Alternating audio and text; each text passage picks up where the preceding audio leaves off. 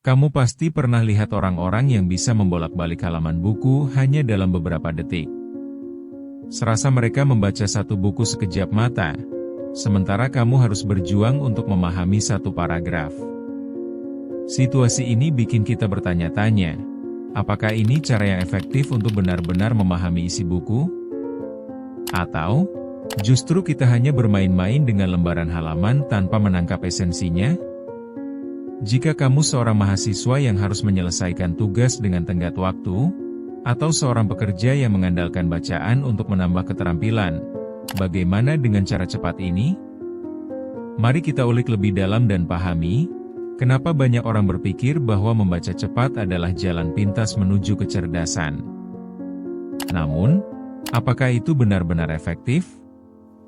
Langsung saja kita mulai dengan chapter pertama. Chapter 1, Kecepatan dan Makna. Mari kita mulai dengan kenyataan pahit tentang dunia membaca. Kita semua ingin tercepat, tapi kadang-kadang kita lupa bahwa yang lebih penting adalah apa yang kita serap daripada seberapa cepat kita melakukannya. Siapa yang bilang membaca harus cepat? Justru, orang yang terburu-buru kadang cuma jadi pencari informasi yang tidak mendalam. Bayangkan saja seorang mahasiswa yang langsung menghabiskan buku kuliah hanya untuk memenuhi tuntutan tugas, tapi tak benar-benar memahami apa yang ditulis. Dia pulang, bilang sudah membaca segalanya, padahal otaknya belum sepenuhnya mencerna. Rasanya seperti menyeduh kopi tanpa merebus air. Lalu, ada yang berpendapat bahwa dengan membaca cepat, informasi akan langsung terkontaminasi dengan pengetahuan mendalam. Namun, mari kita tengok realita. Itu sama saja seperti menggali tanah untuk mencari air, tapi tidak tahu apakah air itu bisa diminum atau tidak. Jadi, mari kita diskusikan, apakah mungkin kita bisa membaca cepat dan tetap paham? Kita harus mempertanyakan apakah cara lama menimbulkan pengetahuan baru. Pembaca bijak tahu bahwa tidak semua informasi mesti dikejar dengan kecepatan tinggi. Memahami esensi dari bacaan adalah hal yang lebih penting.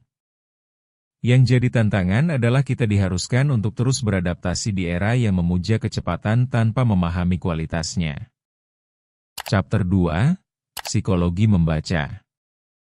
Tahukah kamu bahwa pola pikir saat membaca dapat mempengaruhi pemahamanmu? Kita terkadang terjebak dalam mindset bahwa kita harus cepat. Kita ingin impress orang dengan kinerja oke, tapi ironisnya, kita justru mengorbankan pemahaman. Ketika kita hanya fokus pada kecepatan, kita cenderung mengabaikan konteks di balik kalimat. Omong-omong, ada yang bilang jika kamu membaca sambil menantikan ranah pengetahuan, kamu justru menutup kesempatan untuk belajar hal baru. Apa yang terjadi?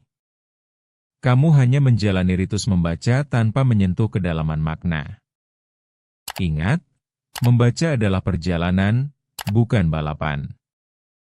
Jika kamu terus berpacu dengan waktu, bagaimana bisa menikmati setiap langkah di sepanjang jalan?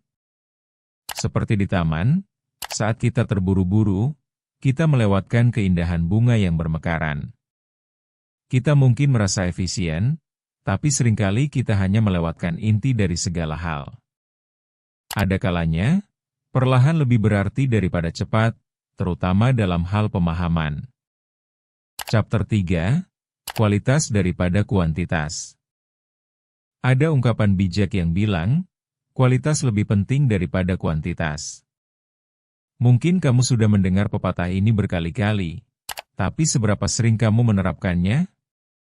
Dalam membaca, ini bukan sekadar aturan, melainkan mantra untuk hidup. Dalam praktiknya, jika kamu membaca 10 buku tapi tidak ada satupun yang dapat kamu diskusikan dengan baik, apakah itu benar-benar berharga? Atau lebih baik kamu hanya membaca satu buku yang secara mendalam mengubah sudut pandangmu? Mikir lagi, jika kamu berpikir bahwa lebih banyak membaca membuatmu lebih pintar, ayolah, kita semua tahu bahwa itu anggapan salah.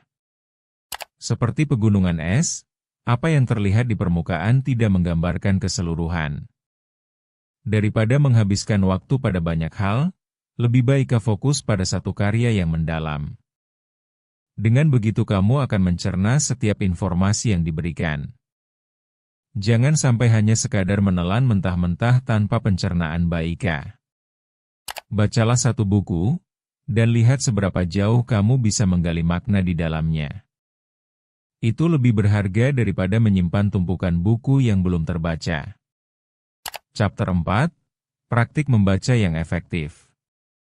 Pertanyaannya, bagaimana menerapkan semua ini dalam praktik membaca sehari-hari? Pertama, cobalah membaca dengan tujuan.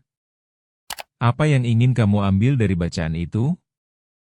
Menyusun tujuannya bisa jadi game changer. Jika kamu tidak mengerti tujuan baca, rasanya seperti berenang tanpa tahu akan kemana. Kedua, buatlah catatan saat membaca. Ini membantu kamu merenungkan kembali satu kalimat yang mungkin jadi pemicu bagi gagasan besar. Ketiga, diskusikan dengan orang lain. Diskusi bisa mengungkap perspektif baru yang mungkin kamu abaikan. Dan akhirnya, jangan takut untuk beristirahat sejenak.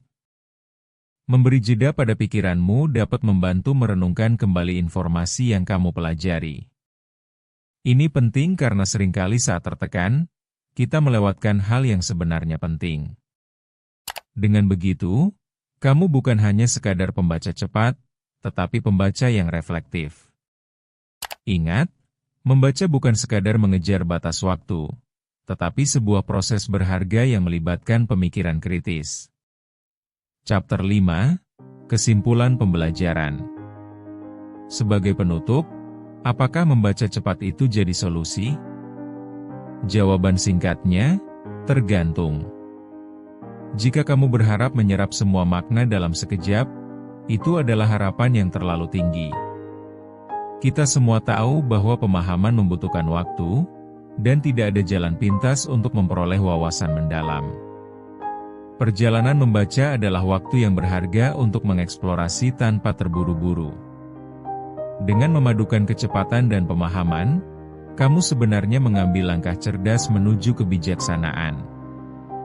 Jangan otomatis merasa tertekan untuk jadi pembaca tercepat di antara teman-temanmu. Kita semua tahu bahwa tiap orang punya cara dan tempo masing-masing. Challenging. Dan pertanyaannya, kamu lebih memilih menyelesaikan buku atau menikmati setiap halaman yang berharga? Yuk, berhenti terburu-buru dalam membaca. Cek video lain di Memoria. Karena setiap hal punya asal.